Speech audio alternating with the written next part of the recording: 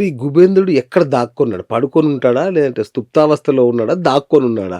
అంటే సాధారణమైన గళ్ళల్లో మామూలు ఆస్ట్రాలజర్‌లకి ఎవరు ఆయన కనబడడు. ఇది ఎవరికి దాక్కొని ఉంటాడు. అతన్ని మనమే ఎలా?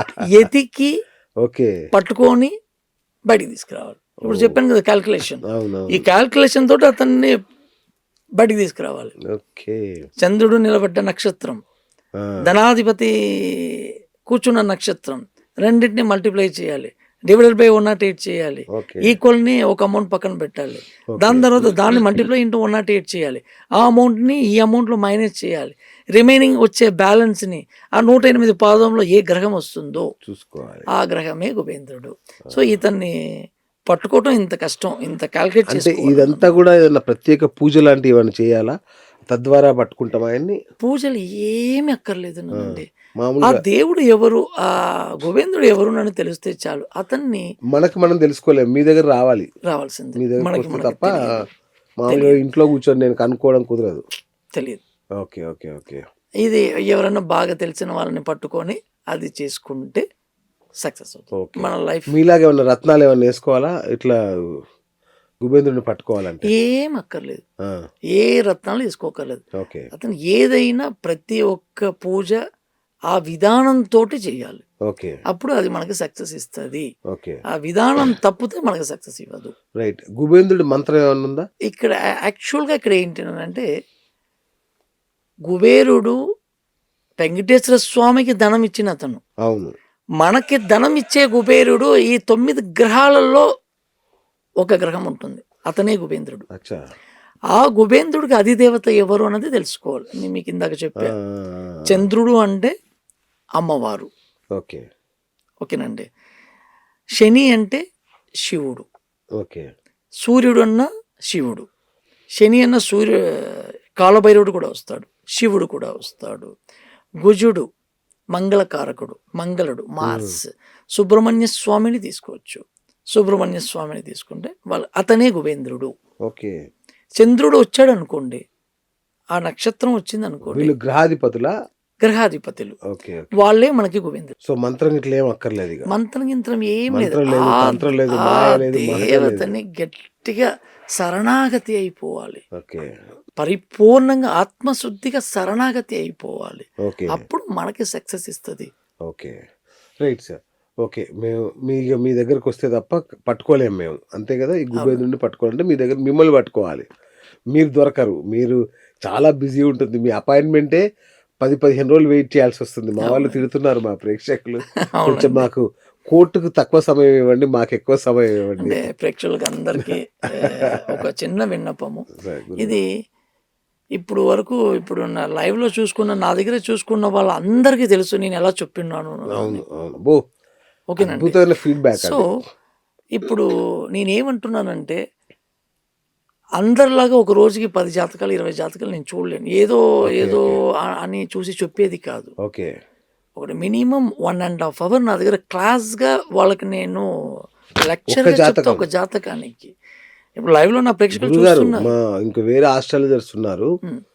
10 నిమిషాలకింత, 20 నిమిషాలకింత అని చార్జ్ చేస్తారు. నేను అలాగే కాదు. 1½ అవర్ వాళ్ళకి మొత్తం మళ్ళీ వాళ్ళకి ఎప్పుడు డౌట్ అయినా వాళ్ళకి అడిగేదానికి కరెక్ట్‌గా వాళ్ళకి నేను సమాధానం ఓహ్ ఇస్తాను. My God! ఓకే. ఎందుకంటే వాళ్ళు ఉన్న ప్రాబ్లమ్‌లో ఉన్న వాళ్ళే మన దగ్గరికి వస్తారు. కరెక్ట్. వాళ్ళని మనం బిజినెస్ చేసుకోకూడదు.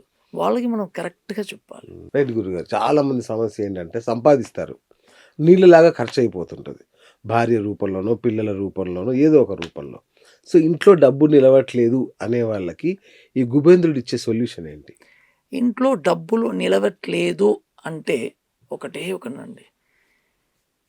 ఈ డబ్బుకి మొత్తం కారకుడు శుక్రుడు. ఓకే. ఆ శుక్రుడికి అధిదేవత లక్ష్మీదేవి. ఓకే. అంటే శుక్రుడు అంటే ఇక్కడ ఎవరు?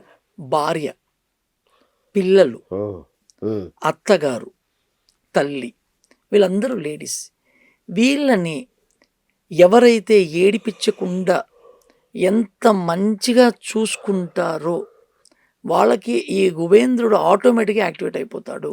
వాళ్ళు పూజ చేయాల్సిన పని లేదు. గుడికి వెళ్ళాల్సిన పని లేదు. ఎటువంటి హోమాలు చేయాల్సిన పని లేదు. ఓహో! ఎవరు అంటే ఇది ఎలాగూ జరగదు కాబట్టి ఎవరు ధైర్యంగా చెప్తున్నాను నా ఇంట్లో నేను అలానే ఉన్నాను కాబట్టి నేను అన్నిట్లో సక్సెస్ అవుతున్నాను. ఓకే. ఓకే. ఓకేనండి. సో ఎవరు ఒకరైతే భార్యనో, ఆడపిల్లలనో, తల్లినో, అత్తగారినో ఆ! ఏడిపించుకోకుండా అచ్చా ఈళ్ళు ఎవరో ఒకరినా నలుగురినా? ఈ నలుగురిని ఏడిపించకూడదు. వీళ్ళందరూ స్త్రీలే కదా! అవును. స్త్రీ అంటే శుక్రుడే కదా! అవును. ఈ శుక్రుడికి ఏంటి అంటే ఏడిపించటం, కోపం సో, వచ్చేస్తది. దీనికంటే మీ దగ్గర రావడమే బెటర్. సో, మనం ఎన్ని పూజలు చేసినా ఇంట్లో భార్య కానీ, అత్తగారు కానీ, తల్లి కానీ ఏడుస్తే మీరు ఎన్ని కోట్లు సంపాదించినా అది ఓకే. వ్యర్థమే. అది ఖర్చయిపోతది. ఈ అవునా? రకంగా వెళ్ళిపోతది. ఓకే. మనకి అర్థం కాదు.